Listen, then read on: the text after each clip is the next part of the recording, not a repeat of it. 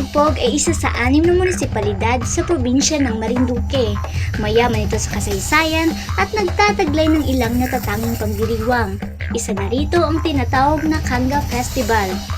Ang Kanga Festival ay taunang ipinagdiriwang kasabay ng pista ni San Isidro Labrador tuwing May 13 dito sa bayan ng Mugpog. Sa lalawigan natin, tanging Mugpog lang ang may Kanga Festival. Kaya pag sinabi mo Kanga Festival, Mugpog ito. Kanga o sled ay yari sa kawayan na karaniwang hinihila ng kalabaw. Ginagamit ito bilang paraan ng pagdala ng mga ani ng mga magsasaka mula sa kanilang mga bukirin patungo sa pamilihan. Ang mga festival na ito, ang mga pista na yan ay mahalaga para sa pagpapasa ng kultura sa iba't ibang henerasyon, mula sa mga nakatatanda hanggang sa mga kabataan. Ang pagpapasa na ito ay nagsisiguro na ang kaalamang pangkultura ay hindi nawawala, kundi sa halip ay umuunlad kasama ng panahon.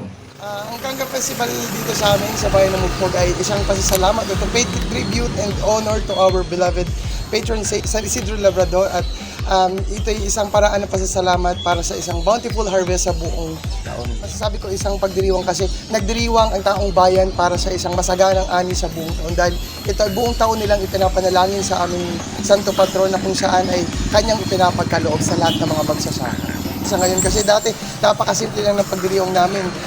Talagang pinaparada lang namin ay yung mga kangga na sakay ang mga ani ng bawat distrito. Sa ngayon, meron lang kasamang mga street dancing na pinaglalabanan ng bawat distrito. Din kalinsabay ng pagdiriwang ng Kanga Festival ay sinasabay din dito ang lubakan, adobohan at tubaan sa plaza. Ang festival ay tradisyon ng Mugpog na dito talaga nagsimula, nag-umpisa. Yung bilang parangal sa ating mga magsasaka sa Carabao at sa unang sasakyang ginamit nila sa mga kabukiran.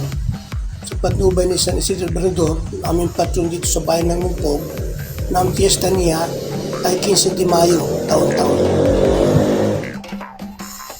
Habang ipinagdiriwang ang mga ito ng mga makuuri na kaganapan, hindi lamang natin kasi pinaparangalan ang ating nakaraan, kundi tinitiyak na ito ay hindi mawawala at magmamahal. Barangay, ang maganda sa Mugpog, yung partisipasyon ng barangay ay buhay na buhay. Ang lahat ng barangay ay kasali sa pagpapaganap ng festival. Mahalaga.